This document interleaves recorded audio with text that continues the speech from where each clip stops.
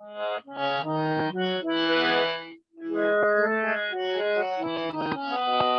आएको छ हजुर मेरो? ठिक छ।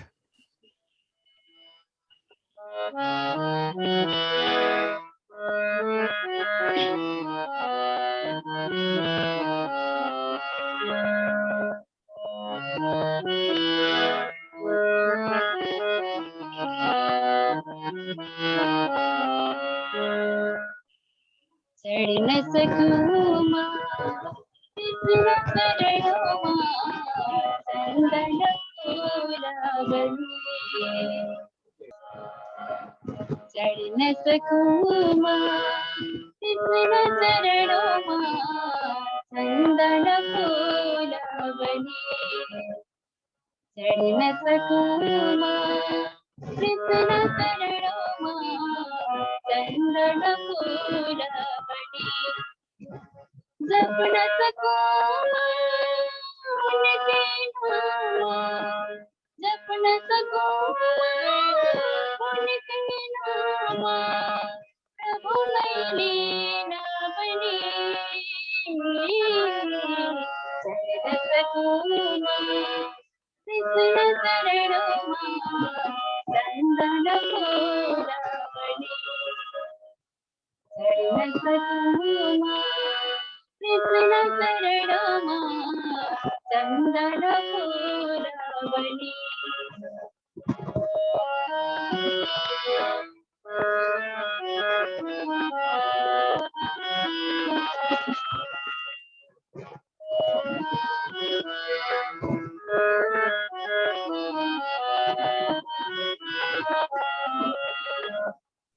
चढ़ दे प्रभु चरणों चढ़ दे प्रभु चरणों हरि मई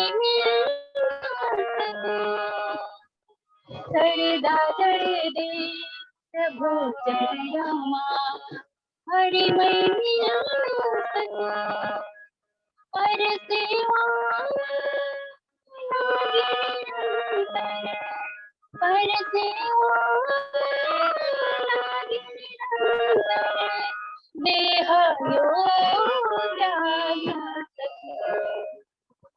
चढ़ न सकूं कृष्ण चरणों चंदन फूला बनी चढ़ न सकूं कृष्ण चरणों चंदन फूला बनी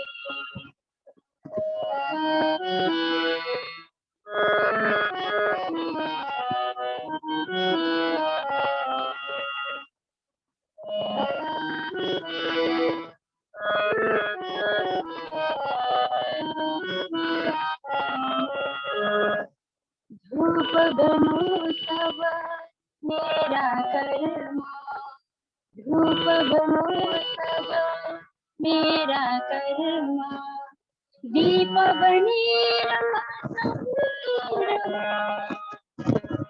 धूप बनूं तब मेरा कर्मा दीप बनी विष पनिया विष पनिया अमृत बनेरा सब प्राणी को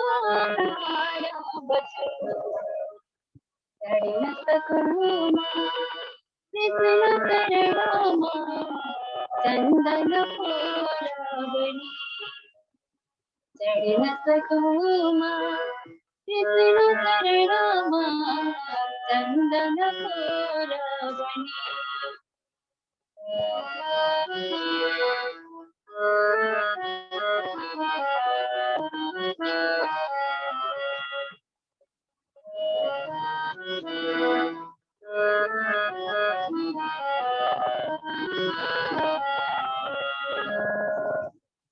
न सकूं कृष्ण चरणों चंदन फूला बनी चढ़ न सकूं कृष्ण चरणों चंदन फूला बनी जप न सकूं उनके नाम, जप न सकूं उनके नाम, प्रभु मैं लीन बनी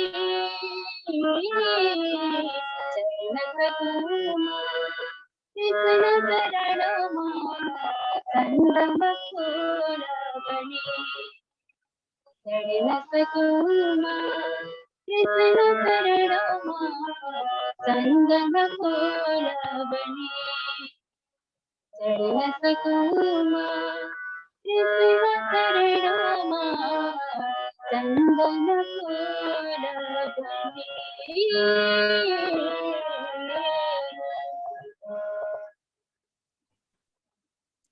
असतो मा सद्गमयः तमसो मा ज्योतिर्गमयः मृत्योर्मा अमृतं गमयः।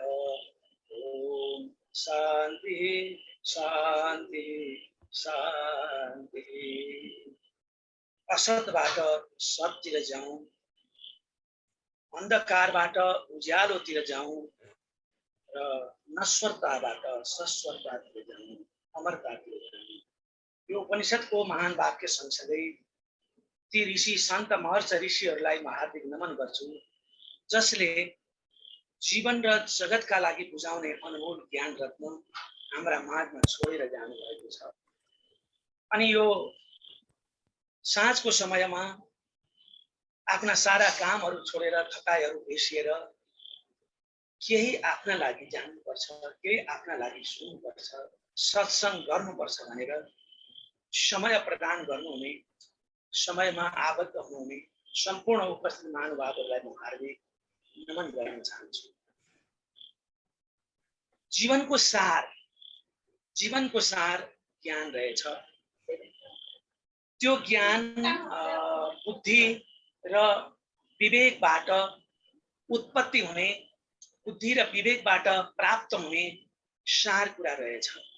त्यो बुद्धिमा जब विवेक उत्पन्न हुन्छ, त्यो विवेक उत्पत्ति भइसकेपछि मात्रै ज्ञानको उदय हुने रहेछ।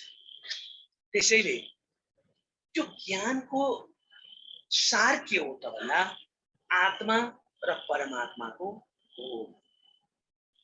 बोध नै ज्ञान। त्यसैले सत अर्थात् जो सतलाई चिन्ने वाला छ, जो सतको नजिकमा पुगेको छ, त्यस्ता व्यक्तिको सँगमा जानु अथवा सत भनेको सत तत्त्वलाई बुझेर त्यही सत तत्त्वमा निरन्तर रूपमा आबद्ध भइरहनु, यी कुरा सत्संग। जबसम्म आत्मबोध हुँदैन तबसम्म विज्ञ र महत्त्वपूर्ण व्यक्तित्वहरूका साथमा हामी संगत गर्छौं। जब व्यक्तिले आत्माको बोध गर्छ, परमात्माको बोध गर्छ, तब ऊ आफै भित्र सत्संग गरिरहन्छ।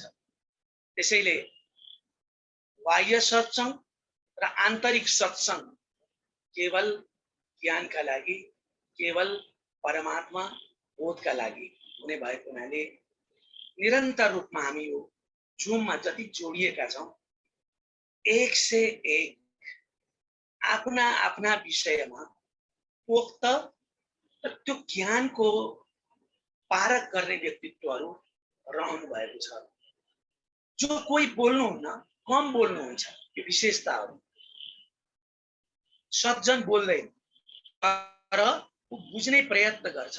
त्यसैले यहाँ धेरैजना बोल्नुहुन्न कि जो बुझ्नुहुन्छ र बुझेर गहिराईतिर लागिरहनु भएको छ। बोल्नुको सार त केही छैन, बुझ्नुको सार छ नि त।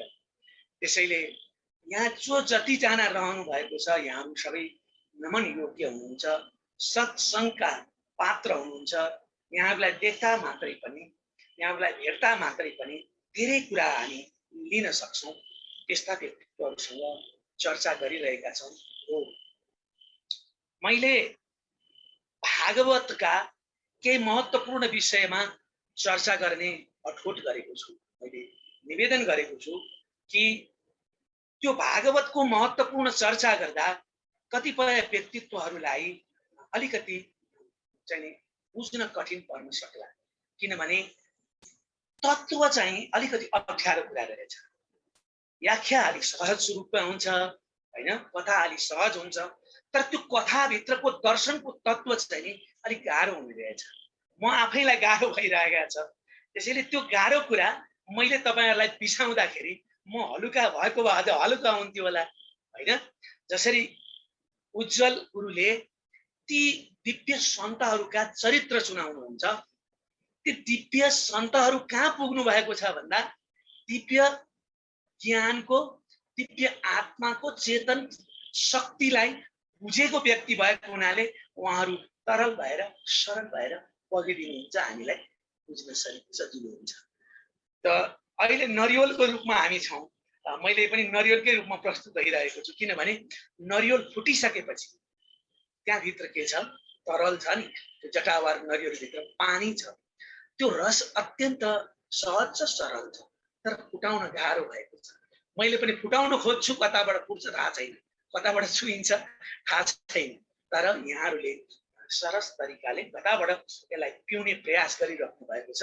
यहाँको पिउने प्रयास गरिरहनु भएको छ, मलाई त्यो अनुभूति भएको छ। पियाउनेले पियाउन नसके तापनि पिउने व्यक्तित्वहरू चाहिँ बडा मेसो पाएको र त्यो मेसोमा हात थापेर पात थापेर पिइरहनु भएको मैले अनुभव गरेको छु। र मैले भागवतको अलिक जटिल ज्ञानका विषयभित्र छिरेको हुनाले बुझाउन सक्दिनँ कि भन्ने त्रास चाहिँ छ, तर पनि मैले हिम्मत हारेको छैन। दुई एपिसोड 3 एपिसोड कति हुन्छ, कपिलदेवले देवहूतिलाई दिएको सूक्ष्म ज्ञानको तत्त्व चिन्तनमा छु अहिले। र हामी गएको हप्तामा कहाँसम्म पुगेका थियौँ भने जब कर्दम र देवहूतिको विवाह भयो र त्यो बीचमा यो संवाद कसरी बुझ्न सकिन्छ भन्ने चर्चा पनि हामीले गरिसकेका छौँ, त्यतापट्टि म जान्न। र देवहूति र कर्दमको विवाह यो संसारकै मैले बुझेको है, जो शिव पार्वतीको विवाह भएको छ त्यो अर्कै खालको छ, लक्ष्मी नारायणलाई जुन स्वयंवर भएको छ त्यो अर्कै खालको छ, तर संसारमा जो ब्राह्म विवाह छ त्यो पहिलो पटक भएको कर्दम र देवहूतिको विवाह नै हो भन्ने मलाई लाग्छ यो भागवतको प्रसङ्गहरू हेर्दा। किनभने स्वयम्भू र शतरूपाबाट 3 बहिनी छोरी जन्मिएका थिए। गएको प्रसङ्गलाई म दोहोऱ्याउँदिनँ। 2 भाइ छोरा जन्मिएका थिए। त्यसमध्येमा देवहूतिको विवाह कर्दम ऋषिसँग भएको थियो। र त्यो विवाह कहाँ भएको थियो त भन्दा बिन्दुसरमा भएको थियो। त्यो बिन्दुसरमा स्वयं ब्रह्माजी उपस्थित भएर स्वयम्भू र शतरूपाले देवहूतिलाई ल्याएर विवाह गरेर गरिदिएर जानुभएको छ।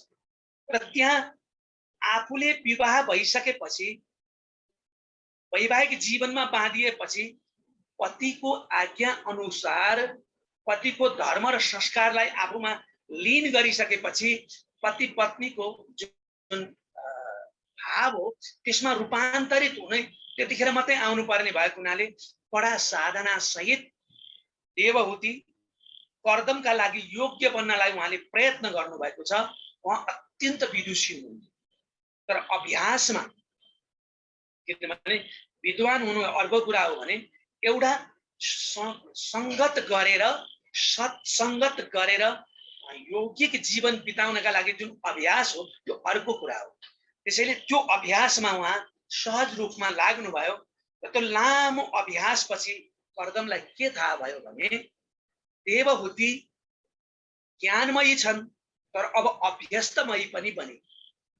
ज्ञान र अभ्यास दुईटै कुरा उहाँसँग एकै स्वरूपमा उदित भइसकेको छ भन्ने थाहा पाइसकेपछि अब उनीसँग मैले सांसारिक जीवनमा सांसारिक क्रियाकलाप गर्दा पनि मेरो चित्त संसारका विषय वासनाले बाँध्ने छैनन् भन्ने कुराको निचोड प्राप्त भयो। किनभने कतिखेर बाँधिन्छ त भन्दाखेरि पत्नी सांसारिक विषय भोगबाट विरक्त नहुन्जेलसम्म पति भाग्न मिल्दैन, त्यहाँ उसको धर्म छ।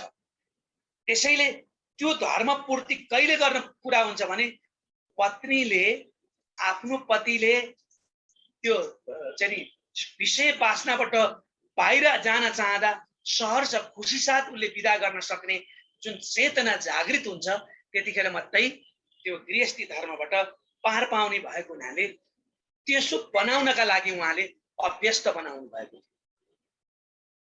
जब उहाँहरू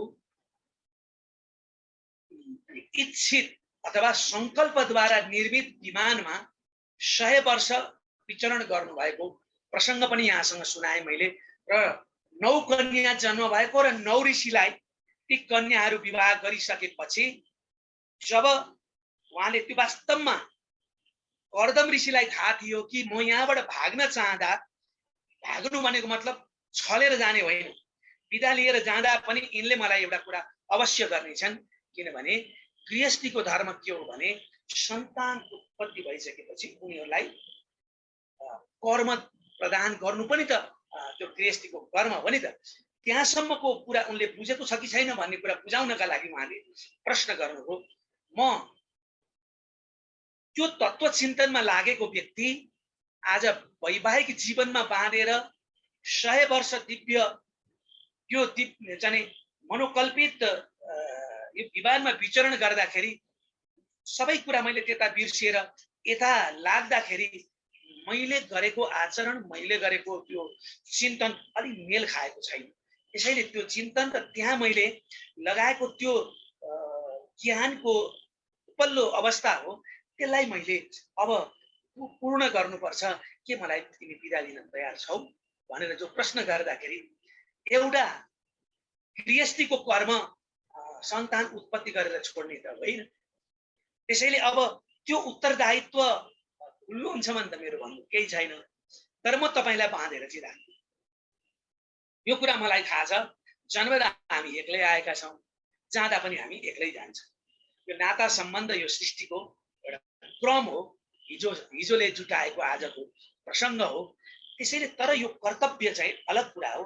यो कर्तव्य तपाईँले पुरा गर्नुपर्छ कि भन्दाखेरि उहाँले चाहिँ 9 बहिनीको विवाह गर्नका लागि बस्नुभयो। र त्यतिखेर ब्रह्माजी पनि आएर अराउनु, ब्रह्माजीले नै अराएर छोरीहरू दिएको छ।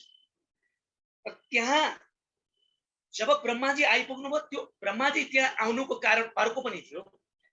त्यो देवहूतिलाई थाहा थियो। के थियो भने देवहूतिको गर्भमा कपिल देवको जन्म भइसकेको थियो। र कपिल देव को हुनुहुन्थ्यो भन्दा साक्षात नारायण हुनुहुन्थ्यो। किन नारायण त्यहाँ आइराख्नु भएको छ भन्दाखेरि विषय वासनाबाट पारङ्गत भएको व्यक्तिलाई हामी कर्दम भन्छौँ हैन। र सदैव देहमय बुद्धि भइसकेको व्यक्तिलाई देवहूति भन्छौँ। त्यहाँ के जन्मिन्छ त भन्दाखेरि निर्मल चित्त, जसको नाम हो चित्त त वासुदेव हो हैन। त्यो वासुदेवको उदय भएको छ। किन उदय भएको छ भन्दा अब सूक्ष्म ज्ञानको आवश्यकता छ। त्यसैले त्यो सूक्ष्म ज्ञान कर्दमबाट भन्दा भगवानले नै आएर बताउनु पर्ने त्यहाँ व्यावहारिक कुरा छ। त्यसैले त्यसैका लागि आउँदै हुनुहुन्छ। जगतको कल्याणका लागि ईश्वरको अवतार हुने हो, तर एउटाको माध्यमबाट हुन्छ कि एउटा योग्य शिष्य भएपछि त्यो शिष्यका कारणबाट जगतलाई परिवर्तन गर्ने ज्ञान अथवा साधना दिने तत्त्वको उदय हुन्छ। त्यही पूरा गर्नका लागि कपिल देव आएको चाल पाएर ब्रह्माजी त्यहाँ आउनु भएको छ र ब्रह्माजीसँग कपिल देवको संवाद भएको छ।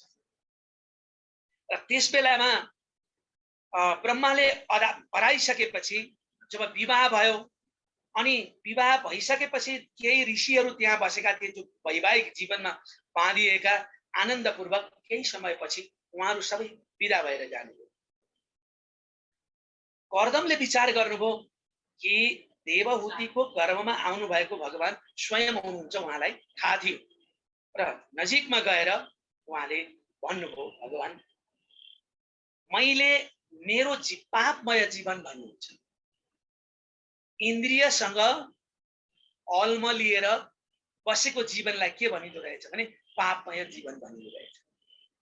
र इन्द्रियलाई ईश्वरमय बनाइसकेपछि पुण्यमय जीवन हुँदो रहेछ। र त्यसभित्रबाट इन्द्रिय सत्वमय भइसकेपछि अनि विवेक उदय भएर तत्त्वको चिन्तन गरेपछि ब्रह्म चिन्तन हुँदो रहेछ। त्यसैले अब यो यस्तो पापमय जीवनमा म रहेको बेलामा पनि मेरो मोहलाई भङ्ग गर्नका लागि, मलाई दर्शन दिनका लागि तपाईँ आउनु भएको छ भगवान। यो सामान्य कुरा छैन। तपाईको दर्शन नै अहिलेसम्म मैले गृहस्थी जीवनमा बसेर जान अनजानमा त्यो तत्त्व चिन्तनमा विचलित भएका कुराहरूलाई नाश गर्नका लागि भएको हो भन्ने मैले बुझेको छु।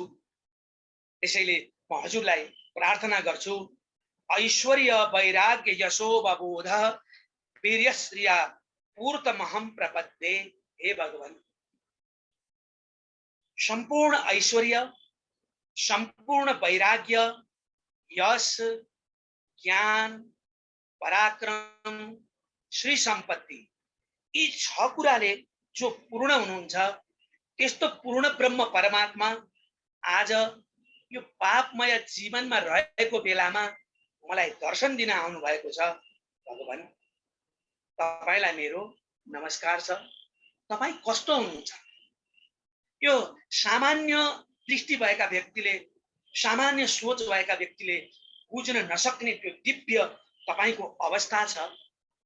परम प्रधानम पुरुषम महान्तम कालम कविम त्रिप्रीतम लोकपालम आत्मानुभूत्या नुगतः प्रपंचम स्वच्छन्द शक्तिम कपिलम प्रपद्ये। हे भगवान कपिल, तपाईलाई मेरो नमस्कार छ। हजुर कस्तो हुनुहुन्छ? प्रकृति र पुरुष अनि महत्त्व, ब्रह्मा, त्रिविध अहंकार, 3 प्रकारका अहंकार र सबै लोक, ती लोकपालहरू, ती सबैमा प्रविष्ट भएर प्रकट हुनेवाला चेतन सत्ता हुनुहुन्छ हजुर। त्यही चेतनद्वारा सबै आफूमा लीन गर्नुहुन्छ तपाईँ। तपाईबाटै सृष्टि गर्नुभएको छ तपाईले र तपाईमा नै यी सबै कुरा लीन गर्नुहुन्छ।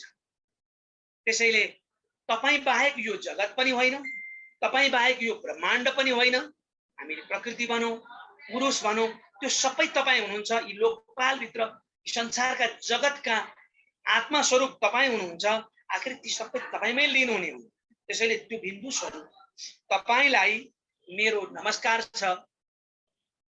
यसरी भगवानको जब उहाँले कपिल देवलाई प्रार्थना गरिसकेपछि 10 औँला जोडेर त्यहाँ भगवान शान्त स्वरूपमा बोल्नुहुन्छ। कर्दम, तिमी कहीं पनि विफल भएका छैन। कर्तव्य धर्मसँग जोडिएको हुन्छ, कर्तव्य ज्ञानसँग जोडिएको हुन्छ र त्यो कर्तव्य जगतसँग पनि जोडिएको छ।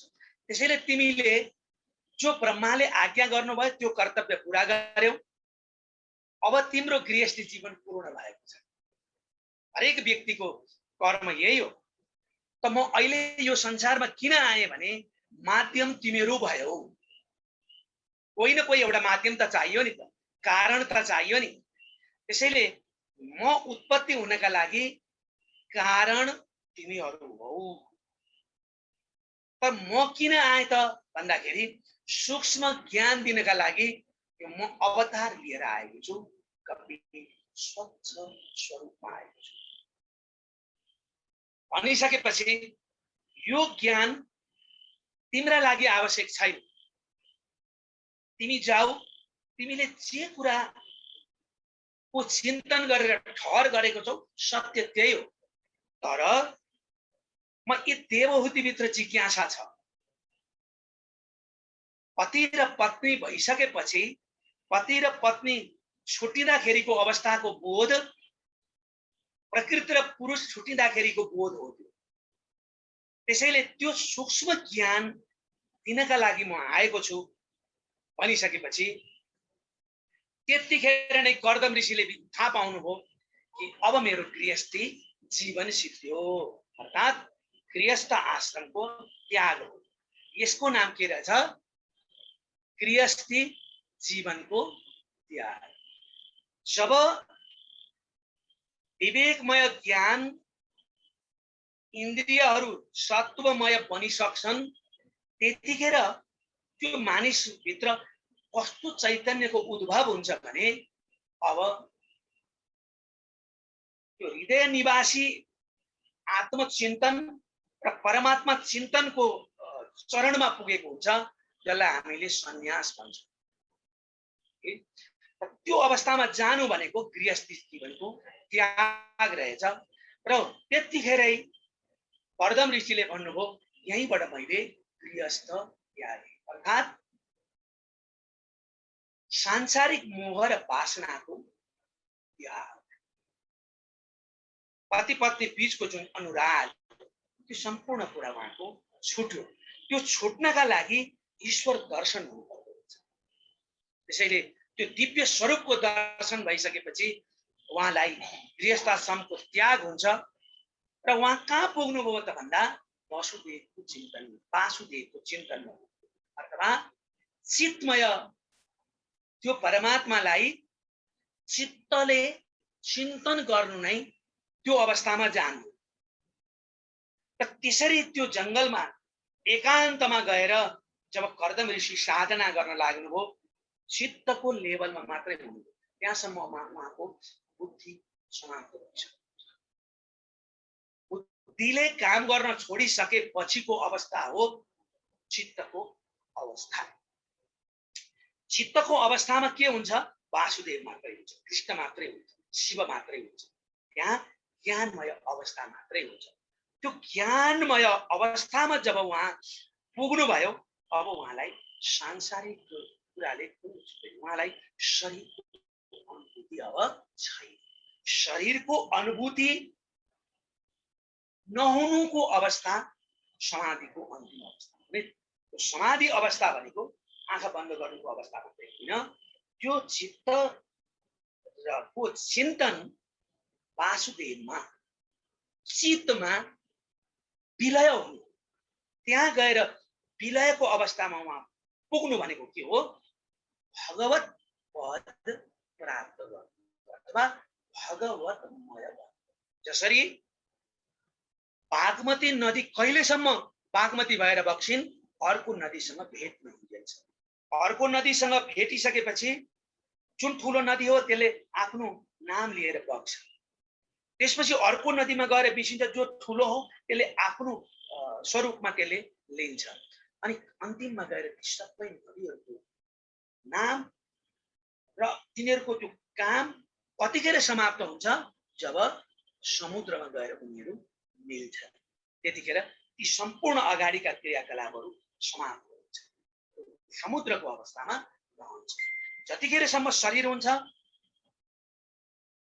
जतिखेरसम्म इन्द्रिय रहन्छन्, जतिखेरसम्म प्राणको कारणबाट इन्द्रियहरू चल्छन्, जतिखेरसम्म इन्द्रियको प्राणको साक्षीका रूपमा प्राज्ञ आत्मा रहन्छ, जब त्यो प्राज्ञ आत्माले इन्द्रिय, शरीर, श्वास प्रश्वासको प्राण यी सम्पूर्ण कुरालाई बिर्सन्छ, त्यसपछि उसँग पांच भौतिक शरीरको के कुरा, सूक्ष्म शरीरको पनि त्यहाँ बोध हुँदैन। सूक्ष्म शरीरको के कुरा, कारण शरीरको पनि कुरा हुँदैन। ती सम्पूर्ण कुरा भन्दा ऊ माथि पुगिसकेको हुन्छ, त्यहाँ बोधै हुँदैन। त्यो अवस्था नै तन्मय अवस्था हो। र त्यो भगवत प्राप्तिमा जब कर्दम पुग्नुहुन्छ भनेपछि विषय, वासना र कारण शरीर र सम्मको अवस्था जब हामीले थाहा पाइरहन्छौँ तर त्यो शीतलाई बिर्सदैनौँ, तबसम्म कर्दम जब त्यो सांसारिक पांच भौतिक शरीर अनि त्यो शरीरभित्रको सूक्ष्म शरीर र कारण शरीर जब भुल्छौँ, त्यसपछि समाधिस्थ अवस्था अथवा भगवान पदको अवस्था त्यो हरेक व्यक्तिभित्र घट्ने घटना हो। त को व्यक्तिभित्र त्यो घट्छ त भन्ने कुरा अहिले हामीले यो प्रसङ्गबाट बुझ्न सक्छौँ। जब हामी कर्दम बन्छौँ तब हामीसँग देवहुति प्राप्त हुन्छ।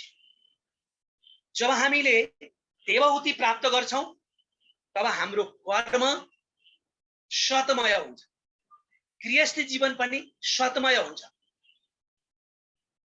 र जब हाम्रो गृहस्थी जीवन सतमय हुन्छ तब हामीले ईश्वर प्राप्ति गर्छौँ।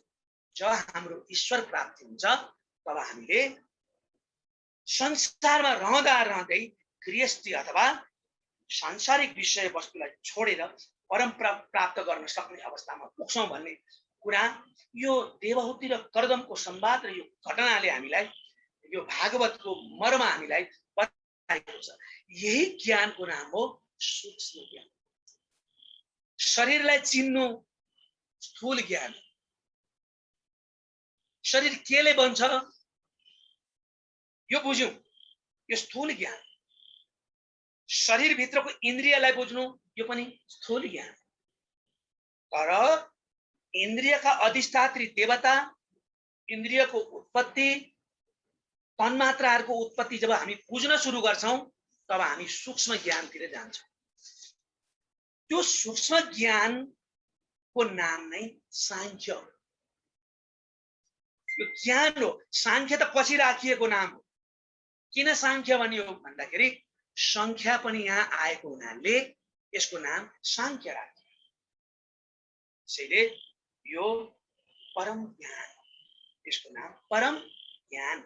जहाँ पुगेपछि अन्य ज्ञानको आवश्यकता पर्दैन। त्यो ज्ञानको नाम हो परम ज्ञान।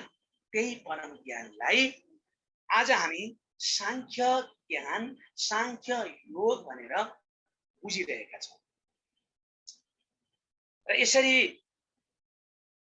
कर्दम त्यो अवस्थामा भएको कुरा बताइसकेपछि शौनकले 88,000 ऋषिहरूको प्रतिनिधित्व गर्नुभएको छ।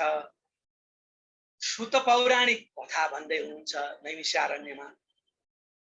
त्यतिखेर सबैको प्रतिनिधि भएको हुनाले शौनकले एउटा जिज्ञासा राख्नुहुन्छ सुतजीलाई।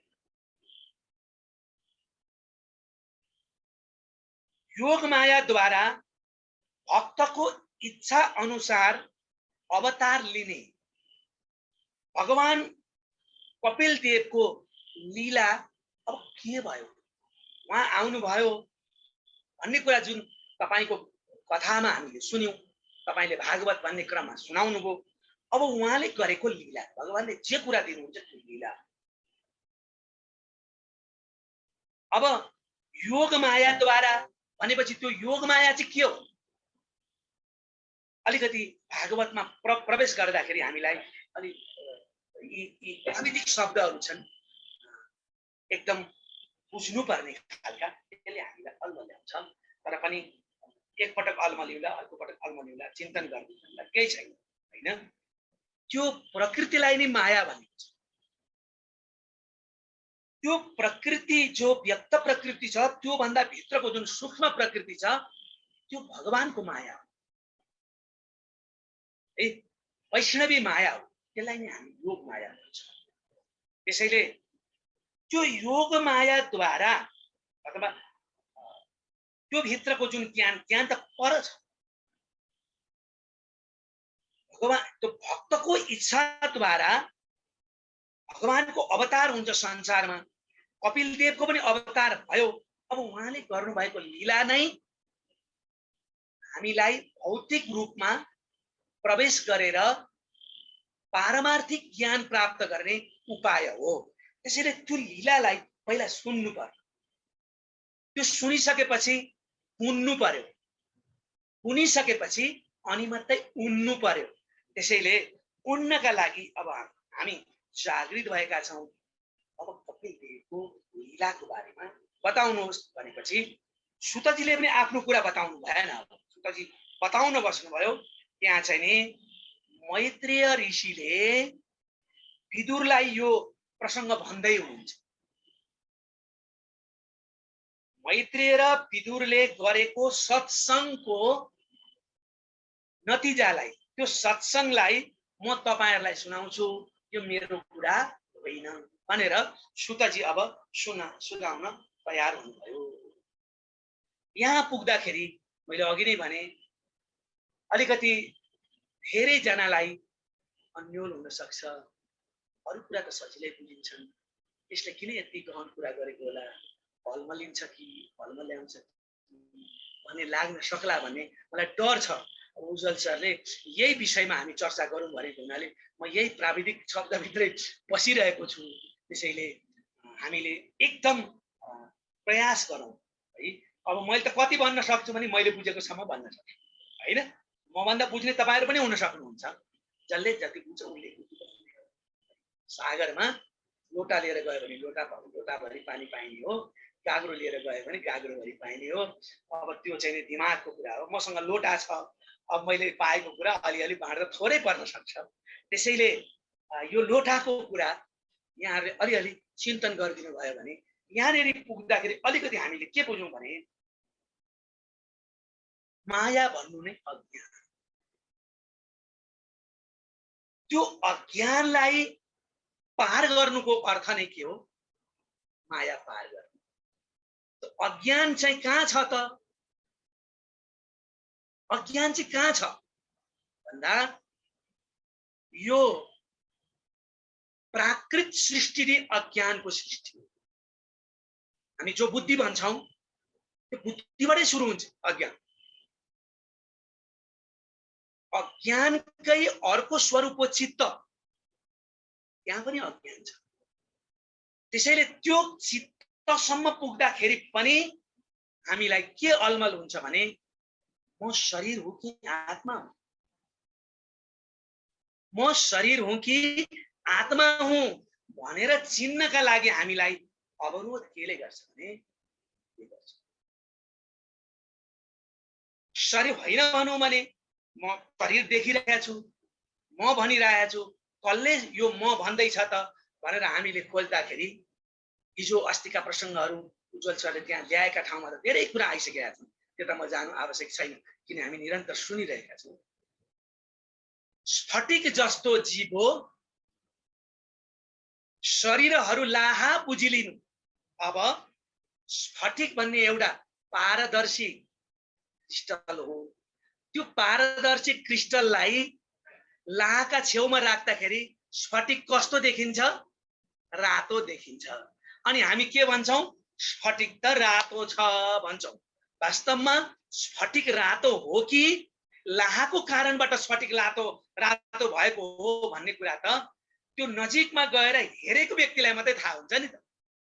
जसरी घाम अस्ताएका छन्, अलिअलि जुन लागेको छ, बाहिर निस्किएको आँगनमा गुडुल्किएको सर्प देखियो। त्यो सर्प नै हो कि डोरी हो भन्ने कुरा त टर्च लाइट बालेपछि मात्रै थाहा हुन्छ। यस्तै त्यो बुझ्नका लागि त्यसको नाम हो अज्ञान। पानी भित्र हेर्दाखेरि आफूलाई देखिन्छ, त्यो पानी भित्रको म होइन भन्ने त कुरा त होइन नि, म नै हो नि। पानी भित्र देखियो पनि म नै हुँ, बाहिर उभिएको पनि म नै हुँ। तर फरक के छ भने एउटा आभास छ, त्यहाँ म गएर प्रतिबिम्बित भएको छु हैन। म हट्ने बित्तिकै त्यो हट्छ, व्यक्ति हिँड्ने बित्तिकै उसको छाया हट्छ। त्यो सत्यलाई नबुझुन्जेलको अवस्थाको नाम हो अज्ञान। त्यसैको नाम हो माया। त्यसैले माया पार गर्नका लागि सबैभन्दा गाह्रो कुरा भएको हुनाले शरीर र आत्मालाई अलग्याउने हामी प्रयास गरिरहेका छौँ। हाम्रो सत्संगको उद्देश्य यही नै होला, मलाई यस्तो लाग्छ। किन अलग्याउने भन्दाखेरि यत्रो समयसम्म म चाहिँ को हो त? त्यो कसले म भनिरहेको छ? मुखले भनिरहेको छ भने मरेको मान्छेको मुख त बोल्दै, भनेपछि त्यो बोल्नेवाला निस्क्यो भने कस्तो निस्कन्छ? त्यो पनि नासुने कुरा के छ भनेर हामीले खोज गर्न लाग्नुपर्छ। त्यो खोज गर्नका लागि अलमल ल्याउने चिजको नाम अज्ञान हो। त्यो अज्ञानलाई हटाउने शक्तिको नाम हो ज्ञान। त्यसैले ज्ञान नै बोध हो, त्यो बोधको अन्तिम स्वरूप नै परमात्मा हो, आत्मा हो। त्यही विषयभित्र प्रवेश गर्नका लागि हामी सांख्य ज्ञानभित्र जाँदैछौँ। सुतजीले मैत्रेय र विदुरको संवाद ल्याएर के भन्नुहुन्छ भन्दा हेर्नुहोस्, जब वर्दम ऋषि एकान्तमा गएर वासुदेवको चिन्तन गर्न सुरु गर्यो। कहाँबाट वासुदेवको चिन्तन हुन्छ? इन्द्रिय विवेकजन्य ज्ञानको अवस्थामा पुगेको छैन भने त्यो विषयकै चिन्तनमा हुन्छ। जतिसुकै गरे तापनि त्यो विषयबाट हट्न सक्दैन। हिजो पनि हामीले चिन्तन गरेका थियौं, तत्व तत्व तत्व भन्छौं। त्यो तत्व चाहिँ के हो त भन्दा हामी चिन्तन गरिरहेका थियौं। हो, तत्व बोध गर्न चाहिँ अत्यन्त कठिन छ। तर ब्रह्म एउटा तत्व छ, पुरुष अर्को तत्व छ, प्रकृति अर्को तत्व छ। वास्तवमा यिनै तीनवटा तत्वको बोध गर्न नसकुन्जेल मात्रै हामी त्यहाँसम्म पुग्न नसक्ने अवस्थामा हुन्छौँ। त्यसैले त्रिसत्यम भनेर भागवतमा पनि भनेको छ। तीनवटा सत्यको कुरा त्यो भागवतमा उठाएको तीनटै सत्य हो त। किनभने त्यही ब्रह्म हो प्रकृति पनि, त्यही ब्रह्म हो पुरुष पनि, पुरुष भनेको आत्मा हो र त्यो ब्रह्म सत्य अर्को छ। त्यसैले तीनवटा सत्य, तीनवटा तत्व, तिनीहरूलाई बुझ्न सक्नु चाहिँ गाह्रो कुरा। तर तत्व चाहिँ तिनै भौतिक, आध्यात्मिक र आत्मिक सत्य हैन। परमात्मा तत्व, यी तीन तत्व बोल्नका लागि त सिद्धि, तर भौतिक सत्य नै बुझ्नका लागि त्यति सहज छैन। त्रिगुणसम्म जानु पर्यो। त्यसो भएको हुनाले देवहूतिले त्यो सत्य बुझ्नका लागि उहाँलाई त्यहाँसम्म पुग्दाखेरि देवहूतिमा ज्ञानको अनन्त राशि छ, परम सत्यको ज्ञान पनि छ, तर त्यसलाई छिनाल्ने कुरामा समस्या परेको हुनाले त्यो हरेक जीवमा हुने, हरेक जीवमा त्यो जिज्ञासा उठ्ने भएको हुनाले त्यो हरेक जीवको त्यो तन्तु काट्नका लागि देवहूतिले प्रश्न गर्छ। देवहूतिले के भन्नुभयो त कपिल देवलाई भने, हे भगवान, इन्द्रियको विषय लालसा, इन्द्रिय केमा सम्बन्धित छन्? विषयमा सम्बन्धित छन्। आँखाले हेर्नै खोज्छ, कानले सुन्नै खोज्छ, नाकले बास्ना लिनै खोज्छ। यिनीहरूका आफ्ना आफ्ना कामहरू छन्। त्यस कारणबाट अनुभव थाकिसकेको छ। किन परम सत्य, परम तत्वको ज्ञानमा पुग्नका लागि कठिन हुन्छ भन्दा बार बार इन्द्रियहरू, उसले हरेक व्यक्तिले आफ्नै जानेकै कुरा मात्रै बोल्ने होइन र, नजानेको कुरा त सकिँदैन नि। इन्द्रियले के जानेको छ? इन्द्रियले विषय जानेको छ। चक्षुले रूप जानेको छ, कानले, श्रवणले शब्द जानेको छ। ऊ जानेकै कुरातिर जाने हो नि त। त्यसैले पटक पटक त्यसबाट निवृत्त गराएर परम सत्यको बोधतिर जान खोज्दा म थाकेकी छु, सकिरहेकी छैन। किनभने इन्द्रियहरूले विषयतिर तानै गर्छ। त्यही अब इन्द्रियको इच्छा छ, त्यो इन्द्रियको इच्छा पूरा गर्दाखेरि अब हामी सत्सङ्गमा बस्यौं, यहाँ पनि त हाम्रो इन्द्रियको इच्छा छ नि त, छैन र? आज उज्जवल सरले योगीको आत्मकथा भन्दै हुनुहुन्छ, त्यहाँ के आउँछ? त्यसले मभित्र बसेको त्यो आत्मालाई त्यो परम तत्वको बोध गराउनका लागि राग दिन्छ त्यो मैले सुन्नुपर्छ भन्ने इन्द्रियको इच्छा हो नि, तान्यो त यहाँ। मैले बोल्दाखेरि सबैको बीचमा आवाज नपुग्ला भनेर कानमा लाएँ नि मैले, है।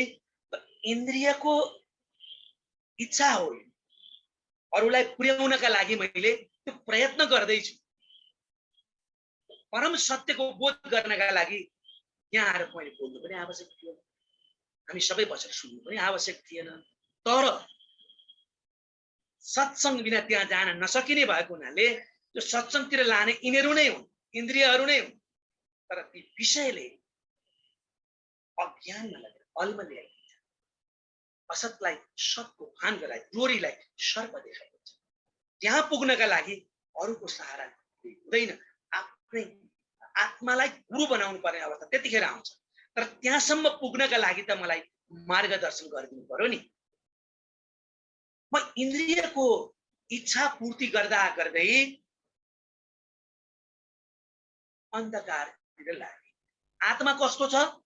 प्रकाशमय छ, अर्थात् ऊ केही कुराबाट पनि अनभिज्ञ छैन। तर मैले बुझेको छैन, म भनिरहेको छु। किन मैले बुझेको छैन भन्दा म आत्मा रूपमा अवस्थित हुन सकेको छैन। किन सकेको छैन? किन सकेको छैन भने म इन्द्रियले बाँधिएको छु, बाध्य छु। इन्द्रियका इच्छा पूरा गर्दैछु, यसले पो होला कि, यसले पो होला कि, यसले पो होला कि भनेर त्यतैतिर म रन्थनिरहेको छु। मैले यो रन्थनबाट मन्थन त गर्दैछु, तर जब म आत्मा रूपमा पुग्छु त मलाई बुझ्ने कुराको अभाव हुँदैन। बुझ्ने कुरा कहिलेसम्म चाहिन्छ भन्दा बुद्धिको मात्रा प्रयोग हुँदैछ। जब विवेकको उदय हुन्छ तब त्यहाँ ज्ञानको उदय हुन्छ। त्यसपछि तर्क, बुद्धि र विवेक विचारहरू त्यहाँ कामै आउँछ।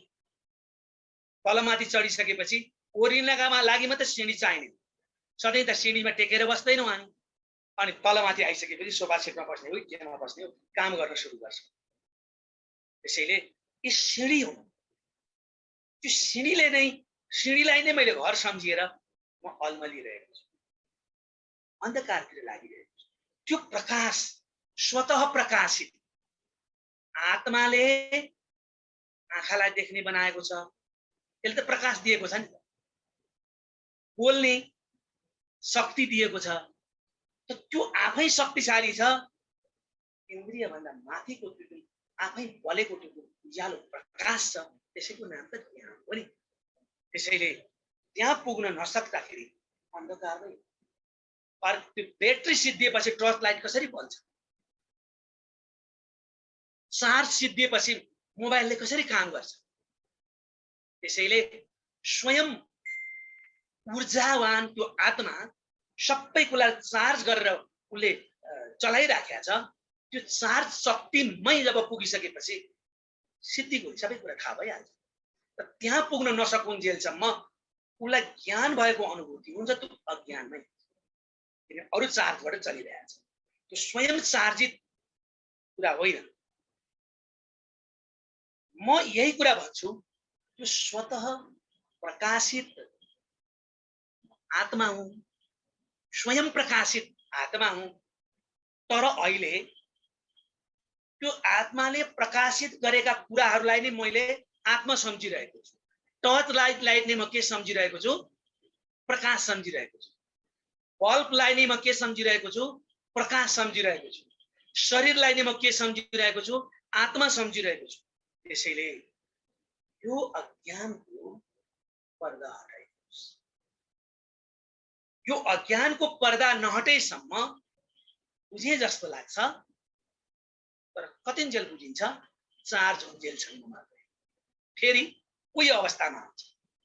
जसरी घाटमा पुगेको व्यक्तिले घाटमा मृत्यु भएको मान्छेलाई हेर्दाखेरि एकछिन पछाडि मेरो मृत्यु भयो भने म पनि खरानी हुन्छु भन्ने जो ज्ञान आउँछ, तब घरमा आइपुग्दाखेरि फेरि के हुन्छ? त्यो अलमलिहाल्छ। अज्ञान भनेको यही, आफै भित्र छ ज्ञान, तर इन्द्रिय र विषयका कारणबाट फेरि अन्धकारमा आइहाल्छ।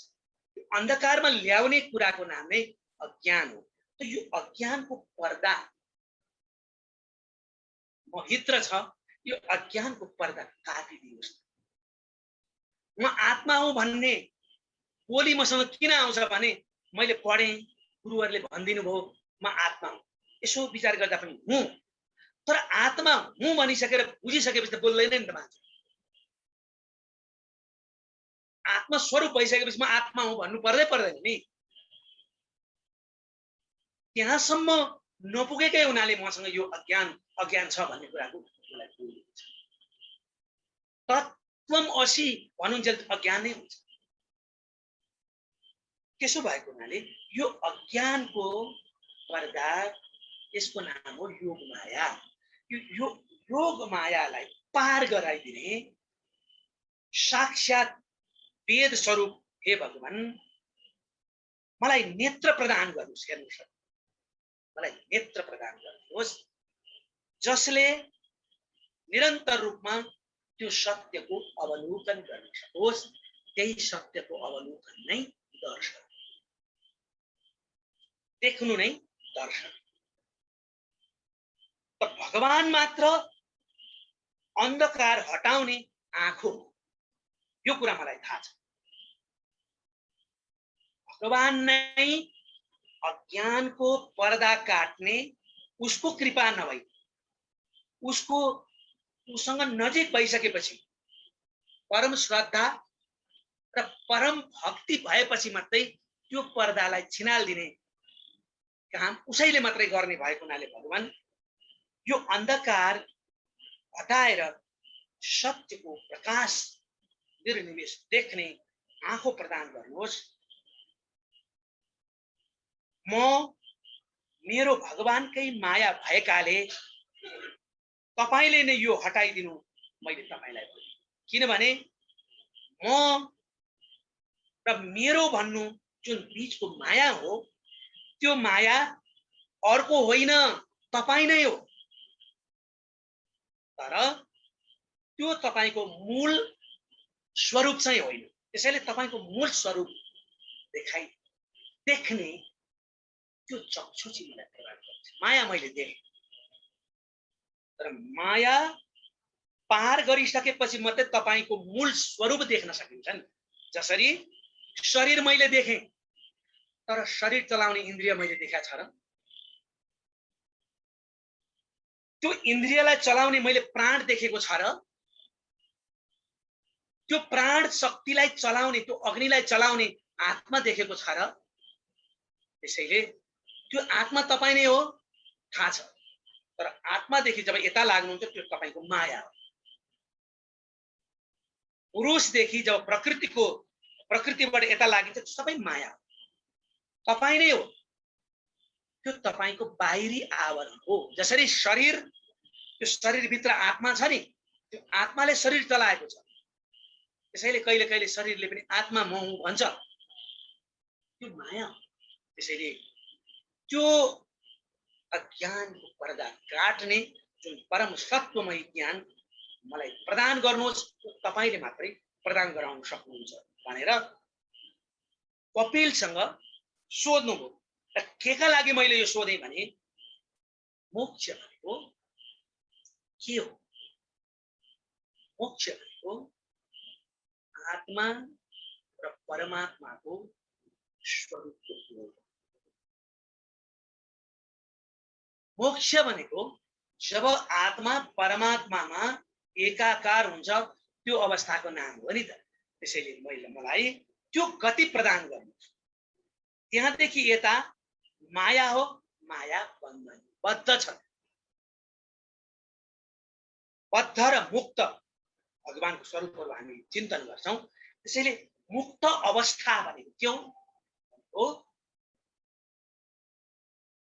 प्रकृतिदेखि अलग रहेको पुरुष तत्त्वको ज्ञान र पुरुष तत्त्व र परम तत्त्वको एकाकारको बोध हो। त्यो अवस्थाको नाम नै मोक्ष। त्यसैले म मोक्ष चाहन्छु, अर्थात् बन्धनबाट छुटकारा चाहन्छु। बस यति। बन्धनबाट म छुटकारा चाहन्छु। यतिखेर मैले अब विश्राम गर्ने बेला भएको छ। धेरै अप्ठ्यारो पनि पर्यो होला, कस्तो अप्ठ्यारो प्रसङ्ग आयो जस्तो पनि लागिरहेको थियो होला, डर लागिरहेको छ। अब यो चिन्तनमा बस्दा मलाई हो कि जस्तो मात्रै लाग्दै भन्दै गर्दा अब तपाईँहरूलाई कस्तो लाग्न सक्ला। अनि अन्तिममा कपिल देवले के भन्नुहुन्छ भने यति भनेर आजको विश्राम दिन्छु। योगः आध्यात्मिकः पुंसां मतां निःश्रेयसाय मे अत्यन्तो परतिर्यत्र दुःखस्य च सुखस्य च। बस कपिल देव अब बोल्न सुरु गर्नु। आमाको मलाई मोक्ष चाहिएको छ है, र त्यो मोक्ष प्रदान गर्ने माया चिर्ने शक्ति तपाईँ हो। तपाईँले मेरो माया, म र मेरो भन्ने जुन माया छ नि, म र मेरो भन्नु नै त्यसको नाम हो माया, त्यसलाई चटक्क काटिदिनुहोस् भनेपछि उहाँले के भन्नुभयो? आत्मयोग नै योग आध्यात्मिक पुंसां, आत्मयोग नै मोक्ष प्रदान गर्ने मुख्य साधन। अब सुन्नुहुन्छ सांख्य दर्शन। यसले के गर्छ? निःश्रेयसाय मे, कल्याणकारक मुक्तिप्रद चीज के हो भन्दा योग। तर कुन योग? आध्यात्मिक योग। अर्थात् हामी कुन योग गरिरहेका छौं? शरीरलाई इन्द्रियसँग जोड्ने, इन्द्रियलाई मनसँग जोड्ने, मनलाई बुद्धिसँग जोड्ने, बुद्धिलाई चित्तसँग जोड्ने, चित्तलाई आत्मासँग जोड्ने। तर जब आत्मालाई परमात्मासँग जोडिन्छ त्यतिखेर हुन्छ आत्म त्यो आत्मयोग नै परमात्मासँग लगेर जोडिसकेपछिको अवस्था नै मोक्षको कारण हो। र यसले के गर्छ? यसद्वारा नै दुःखको निवृत्ति हुन्छ। अर्थात् अत्यन्तो परतिर्यत्र दुःखस्य च सुखस्य च। त्यहाँ न सुख हुन्छ न त्यहाँ दुःख हुन्छ। त्यहाँदेखि यता सुख दुःख छ, यो प्रकृतिमा छ। यो अर्को प्रसङ्गमा हामी अगाडि आउनेछौँ। त्यसैले आध्यात्मिक योगको चर्चा नै सांख्य दर्शनको सुरुवात हो। अब त्यो सांख्य दर्शन कसरी अगाडि बढ्छ र मोक्ष कसरी प्राप्त गर्न सकिन्छ भन्ने कुराको सूक्ष्म ज्ञान अब कपिल देवले देवहूतिलाई दिनुहुन्छ। कस्तो भयो आज प्रसङ्ग? पलमा ल्याए कि अब यहाँहरूले मन्थन गर्नुहुनेछ र मलाई सल्लाह सुझाव दिनुहुनेछ। तर मसँग जति छ त्यति नै दिन सक्ने हो मैले। यो अथाह कुरा हो। त्यसैले यो अथाह समुद्रभित्र प्रवेश गरेपछि मैले अघि भने एउटा लोटा लिएर मैले उघाएको कुरा तपाईँहरूलाई थोपा थोपा दिन खोजेको छु। तैपनि यो अमृत हो। यहाँले जसरी लिनुहोला है। सर्वे भवन्तु सुखिनः, सर्वे सन्तु निरामया, सर्वे भद्राणि पश्यन्तु, मा कश्चित् दुःखभाग् भवेत्। यस्तो आदर्श पनि यही। त्यसैले यही आदर्शसँगै आजको सत्सङ्गको मेरो आवाज, मेरो शब्द, मैले प्रदान गरेका कुराहरू यही विश्राम चाहन्छु। टुटफुट भएमा पनि पूर्ण गर्न परमात्मालाई पूर्ण गरिदिनका लागि यी शब्दहरू चढाउँछु। शान्ति शान्ति शान्ति।